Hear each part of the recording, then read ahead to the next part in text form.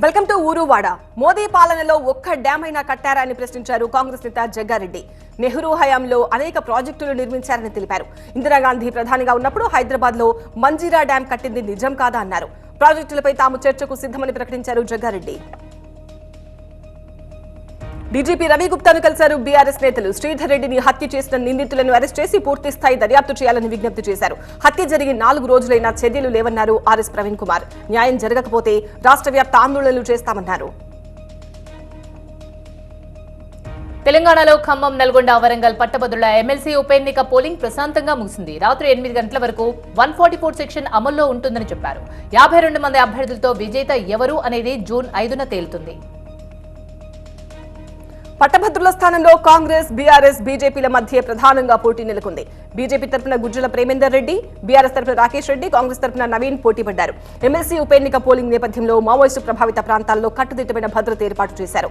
IVF ఒక అధునాతన సంతానోత్పత్తి చికిత్స. అనేక దంపతులకు తల్లిదండ్రులు కావాలనే వారి కలను నెరవేర్చుకోవడానికి సహాయపడుతుంది. ఈ రోజే ఓఎస్ఎస్ ఫర్టిలిటీని సందర్శించండి. ఉమ్మడి ఖమ్మం, నల్లగొండ, వరంగల్ జిల్లాల్లో రాత్రి 8 గంటల వరకు 144 సెక్షన్ అమల్లో ఉంటుంది. నార్కెట్పల్లి పోలీస్ స్టేషన్ ముందు ఎమ్మెల్సీ స్వతంత్ర అభ్యర్థి అశోక్ ధర్నా చేశారు. డబ్బు పంపకాన్ని అడ్డుకునేందుకు ప్రయత్నిస్తే దాడి చేశారని ఆరోపించారాయన. తనపై కాంగ్రెస్ కార్యకర్తలు దాడి చేశారని, వారిపై చర్యలు తీసుకోవాలని డిమాండ్ చేశారు అశోక్. గ్రాడ్యుయేట్ ఎమ్మెల్సీ ఎన్నికల్లో బీఆర్ఎస్ గెలుపు ఖాయమైపోయిందన్నారు బీఆర్ఎస్ ఎమ్మెల్యే జగదీష్ రెడ్డి. కాంగ్రెస్ కు ఓటమి భయం పట్టుకుందన్నారు. అందుకే కాంగ్రెస్ నేతలు డబ్బులు పంచుతూ ఓటర్లను ప్రలోభాలకు గురి చేస్తున్నారని ఆరోపించారు. ప్రశ్నించే వారిపై దాడులు చేస్తున్నారని మండిపడ్డారు జగదీష్ రెడ్డి. బీఆర్ఎస్ పై మంత్రి కోమటిరెడ్డి వెంకటరెడ్డి మరోసారి మండిపడ్డారు. కాంగ్రెస్ ప్రభుత్వంపై బీఆర్ఎస్ దుష్ప్రచారం సంధించిందన్నారు. అయితే 10 ఏళ్ల పాలనలో బీఆర్ఎస్ అన్ని రంగాల్లో అవినీతికి పాల్పడిందన్నారు. కేసీఆర్, కేటీఆర్ అసహనంతో ఉన్నారన్నారు. నేషనల్ డ్యామ్ సేఫ్టీ అథారిటీ సూచనల మేరకే మేడిగడ్డలో మరమ్మతులు చేస్తున్నట్లు చెప్పారు కోమటిరెడ్డి. మంత్రి ఉత్తమ్ వ్యాఖ్యలకు BJP MLA Maheshwar Reddy counter ఇచ్చారు. తాను ఎవరిని వ్యక్తిగతంగా విమర్శించలేదని, మంత్రి ఉత్తమ్ శాఖలో అవినీతిని మాత్రమే బయటపెట్టానన్నారు. ఉత్తమ్ వ్యక్తిగతంగా మాట్లాడితే సహించేది లేదన్నారు. సివిల్ సప్లైస్ అవకతవకలపై సీబీఐ విచారణ జరపాలని డిమాండ్ చేశారు మహేశ్వర్ రెడ్డి. ప్రధాని నరేంద్ర మోదీ పోటీ చేసే వారణాసిలో ఎన్నికల ప్రచారం నిర్వహించేందుకు బీజేపీ సీనియర్ నేతలు బండి సంజయ్, డాక్టర్ లక్ష్మణ్, ఈటెల రాజేందర్ కాశీకి వెళ్లారు. వారణాసిలో నివాసముండే తెలుగువారి ఆశ్రమాలు పాండేహలి నగరంలో కొందరు ప్రముఖులను కలిశారు బండి సంజయ్. ఇక కాశీలో స్థిరపడ్డ వ్యాపారులను పలకరిస్తూ ప్రచారం నిర్వహించారు డాక్టర్ లక్ష్మణ్. ముస్లిం రిజర్వేషన్లు తొలగించాలనేది బీజేపీ ఆలోచన అన్నారు ఎమ్మెల్సీ జీవన్ రెడ్డి. ఆర్థిక వెనుకబాటుదనం అనే నెపంతో ఈడబ్ల్యూఎస్ రిజర్వేషన్లు తీసుకొస్తున్నారని తెలిపారు. ఈడబ్ల్యూఎస్ లో ఎస్సీ, ఎస్టీ, బీసీలకు రిజర్వేషన్లు కల్పించాలని కోరారు. ఓట్ల కోసం మత విద్వేషాలను రెచ్చగొడుతున్నారని ఆరోపించారు జీవన్ రెడ్డి. రాష్ట్ర అధికారిక చిహ్నంపై తెలంగాణ సీఎం రేవంత్ కసరత్తు చేస్తున్నారు. చిత్రకారుడు రుద్ర రాజేశంతో చర్చించిన సీఎం పలు నమూనాలను పరిశీలించి పలు సూచనలు చేశారు. జూన్ 2న అధికారిక చిహ్నాన్ని విడుదల చేయనుంది ప్రభుత్వం. సివిల్ సప్లై అవకతవకలపై సీఎం స్పందించి ఉన్నత స్థాయి విచారణకు ఆదేశించాలన్నారు బీజేపీ నేత ఎన్వీఎస్ఎస్ ప్రభాకర్. సీఎం రివ్యూకు సంబంధించి మంత్రులే హాజరు కావట్లేదన్నారు. ఢిల్లీ పెద్దలను ప్రసన్నం చేసుకునేందుకు మంత్రులు ఎవరి దారి వారు వెతుక్కుంటున్నారని ఆరోపించారు ప్రభాకర్. తెలంగాణలో కల్తీ మద్యం తీసుకొచ్చేందుకు కాంగ్రెస్ కుట్ర చేస్తుందన్నారు బీఆర్ఎస్ నేత క్రిషాంత్. రాష్ట్రంలో బీర్ల విక్రయించనున్న సోమ్ డిస్ట్రిబ్యూటర్స్ తో కాంగ్రెస్ నేత దిగ్విజయ్ కు సంబంధాలున్నాయని ఆరోపించారు. అయితే కల్తీ మద్యం ఆరోపణలతో మధ్యప్రదేశ్ లో సోమ్ డిస్టిలరీపై బ్యాన్ వేశారని చెప్పారు. సోమ్ డిస్టిలరీస్ కి గతంలో కాంగ్రెస్ పార్టీకి 1,35,00,000 విరాళం ఇచ్చిందన్నారు క్రిషాంత్. చీఫ్ ఇంజనీరింగ్ బృందం మేడిగడ్డ ప్రాజెక్టును పరిశీలించారు. ఈఎన్సీ అనిల్ నేతృత్వంలో లక్ష్మీ బ్యారేజ్ ను పరిశీలించారు. గేట్ల కుంగుబాటు కారణాలను అడిగి తెలుసుకున్నారు ఇంజనీరింగ్ అధికారులు. రాష్ట్రాల సీఈఓలతో CEC Rajiv Kumar video conference నిర్వహించారు. సీఈసీ వీడియో కాన్ఫరెన్స్ కు ఏపీ సీఈఓ మీనా హాజరయ్యారు. ఈసీ మార్గదర్శకాలను ఖచ్చితంగా పాటించాలని సీఈసీ తెలిపారు. కౌంటింగ్ సమయంలో ఇబ్బందులు రాకుండా చర్యలు తీసుకోవాలని చెప్పారు. ఫలితం రోజు వేగంగా ప్రకటించేలా ఏర్పాట్లు చేసుకోవాలని తెలిపారు సీఈసీ. ఏపీ హైకోర్టులో మాచర్ల ఎమ్మెల్యే పిన్నెల్లి రామకృష్ణారెడ్డి మరో ముందస్తు బెయిల్ పిటిషన్ వేశారు. పోలింగ్ తర్వాత జరిగిన ఘటనల్లో పిన్నెల్లిపై 3 కేసులు నమోదయ్యాయి. ఈ కేసుల్లో ముందస్తు బెయిల్ కోసం అత్యవసర పిటిషన్ వేశారు పిన్నెల్లి. ఈ పిటిషన్పై విచారించనుంది న్యాయస్థానం. మరో ఫిరాయింపు ఎమ్మెల్సీ అనర్హత పిటిషన్పై విచారణ జరగనుంది. వ్యక్తిగతంగా తమ ఎదుట హాజరై వివరణ ఇవ్వాలని ఇందుకూరి రఘురామరాజును ఆదేశించారు మండలి చైర్మన్ మహేష్ రాజు.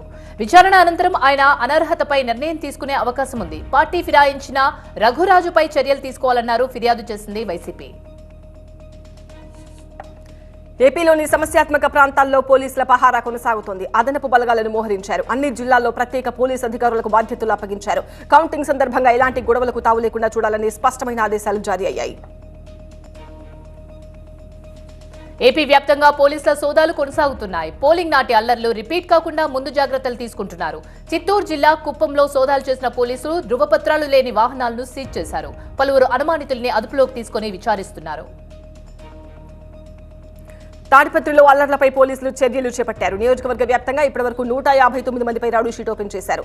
తాడిపత్రిలో 106 మందిపై, యాడికిలో 37, పెద్దవడుగూరులో 9 మందిపై రౌడీ షీట్ ఓపెన్ చేశారు పోలీసులు. అల్లర్లకు పాల్పడితే కఠిన చర్యలు తప్పవంటూ హెచ్చరికలు జారీ చేశారు. సిజేరియన్ ఆపరేషన్లు చేస్తున్న ఆసుపత్రులపై ఏపీ వైద్య ఆరోగ్య శాఖ కొరడా జల్పించింది. రాష్ట్ర వ్యాప్తంగా 104 ఆసుపత్రులకు నోటీసులు ఇచ్చినట్లు అడిషనల్ డైరెక్టర్ అనిల్ హెల్త్ తెలిపారు. అయితే నార్మల్ డెలివరీలు పెంచేందుకు క్యాంపెయిన్ చేస్తున్నామని చెప్పారు అనిల్. సంగారెడ్డి జిల్లాలో భారీ అగ్ని ప్రమాదం సంభవించింది. జిన్నారం మండలం గడ్డిపోతారం పారిశ్రామిక వాడలో హెటిరో పరిశ్రమలో భారీగా మంటలు ఎగిసిపడుతున్నాయి. ఆ పరిసరాల్లో పెద్ద ఎత్తున పొగలు కమ్ముకున్నాయి. Welcome back. రెమాల్ తుఫాన్ ఎఫెక్ట్ తో ఉప్పాడ తీరంలో అలలు ఎగిసిపడుతున్నాయి. తుఫాన్ దాటికి 10 ఇళ్లు నేలమట్టమయ్యాయి. తీరంలో ఉన్న ఇళ్లు కోతకు గురవుతున్నాయి. వరద నీరు ఇళ్లలోకి రావడంతో సూరాడపేట, మాయపట్నం ప్రజలు భయపడుతున్నారు. అమలాపురంలో ఆలస్యంగా వెలుగులోకి వచ్చింది కుల వివక్ష ఘటన. ఎన్నికల వేళ సీఆర్పీఎఫ్ బందోబస్తుకు వెళ్లి ఓటు వేసింది దళిత కుటుంబం. తమ ఇంటి వరకు రోడ్డు వేయకుండా కుల వివక్ష చూపిస్తున్నారని ఆరోపించింది బాధిత కుటుంబం.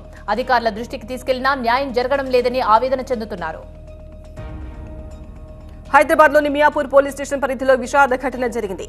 గాలివానకు గోడ కూలి చిన్నారి మృతి చెందింది. మరో వ్యక్తి త్రుటిలో ప్రమాదం నుంచి బయటపడ్డాడు. నకిలీ విత్తనాలపై పోలీసులు ఉక్కుపాదం మోపారు. మిర్యాలగూడలో నకిలీ పత్తి విత్తనాలు పట్టుకున్నారు. 5 లక్షల రూపాయల విలువ చేసే నకిలీ విత్తనాలను సీజ్ చేసి 4 నిందితుల్ని అరెస్ట్ చేశారు. మరొకరు పరిధిలో ఉన్నారు. అయితే నకిలీ విత్తనాలు విక్రయిస్తే కఠిన చర్యలు తీసుకుంటామని పోలీసులు హెచ్చరించారు. నిజామాబాద్ జిల్లా కందకుర్తి త్రివేణి సంగమం ఎడారిగా మారింది. ఎటు చూసినా ఇసుక దిబ్బలే కనిపిస్తున్నాయి. నీరు అడుగంటడంతో భక్తులు పుణ్యస్నానాలకు రావడం లేదు.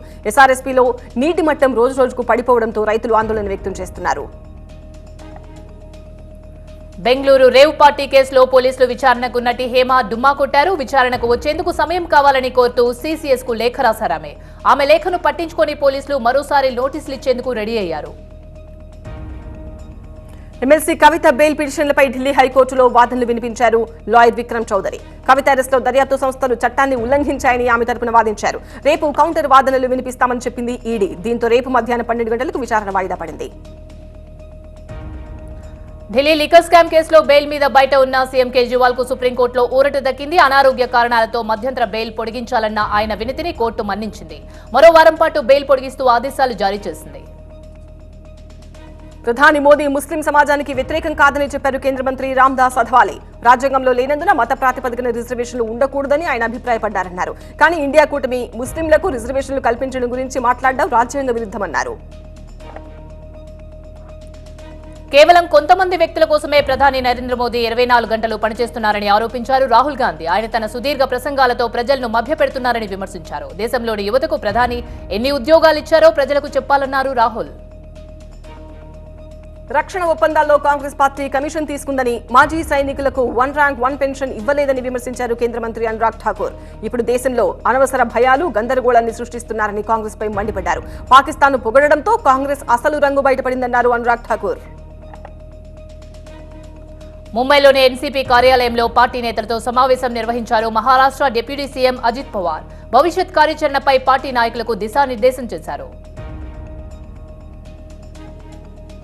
రాజ్యాంగం ప్రకారం తాము అందరినీ సమానంగా చూస్తామన్నారు Karnataka deputy CM DK Shivakumar. Channagiri police station ధ్వంసం ఘటనపై విచారణ జరుగుతోందన్నారు. సీఎం ప్రత్యేక విచారణకు ఆదేశించారని, చర్యలు తీసుకుంటారని చెప్పారు. ఈ కేసులో ఎవరిని విడిచిపెట్టేది లేదని, చట్ట ప్రకారం చర్యలు తీసుకుంటామని ఆయన తెలిపారు. Delhi Vivek Vihar baby care centre అగ్ని ప్రమాదం ఘటనపై పోలీసులు దర్యాప్తు ప్రారంభించారు. సగంట జరిగిన బేబీ సెంటర్లో క్లూ టీంతో ఇన్వెస్టిగేషన్ చేస్తున్నారు పోలీసులు. మరోవైపు ఈ కేసులో అరెస్టైన 2 నిందితుల్ని 3 రోజులు పోలీస్ కస్టడీకి తరలించారు. రెమాల్ తుఫాన్ బలహీనపడ్డప్పటికీ బెంగాల్లో భారీ నష్టాన్ని మిగిల్చింది. 7 ప్రాణాలు కోల్పోయారు. పలు చోట్ల ఇళ్లు కుప్పకూలాయి. కోల్కతాలో జనజీవనం అస్తవ్యస్తమైంది. లోతట్టు ప్రాంతాల్లోకి వరద నీరు చేరడంతో ట్రాఫిక్ ఇబ్బందులు వచ్చాయి. పశ్చిమ బెంగాల్లో రెమాల్ తుఫాన్ బీభత్సం కొనసాగుతుంది. గంటకు 140 కిలోమీటర్ల వేగంతో గాలులు వీస్తున్నాయి. 10 అడుగుల ఎత్తుకి అలలు ఎగిసిపడుతున్నాయి. గాలుల ధాటికి రోడ్డుపై చెట్లు విరిగి పడుతున్నాయి. చెట్లను తొలగించేందుకు సహాయక చర్యలలో నిమగ్నమయ్యారు ఎన్డీఆర్ఎఫ్ సిబ్బంది. బంగ్లాదేశ్ వెస్ట్ బెంగ్లా సాగర్ డ్యాం మధ్య తీరం దాటింది తుఫాన్. అయోధ్య బాలరాముణ్ణి దర్శించుకునేందుకు భక్తులు తరలి వస్తున్నారు. అయోధ్యలోని సరయూ నది ఘాట్లో పుణ్యస్నానాలు ఆచరిస్తున్నారు భక్తులు. ఎండల తీవ్రత ఎక్కువగా ఉండడంతో నదిలో ఎక్కువ సమయం గడుపుతూ ఉపశమనం పొందుతున్నట్లు భక్తులు వెల్లడించారు. ఢిల్లీ సహా ఉత్తర వాయువ్య భారతంలో సూర్యుడు చెలరేగిపోతున్నాడు. వడగాలులకు జనం అల్లాడిపోతున్నారు. ముఖ్యంగా రాజస్థాన్లో ఉష్ణోగ్రతలు 50 డిగ్రీలకు చేరుతున్నాయి. మరో 3-4 రోజులు జాగ్రత్తగా ఉండాలంటోంది వాతావరణ శాఖ.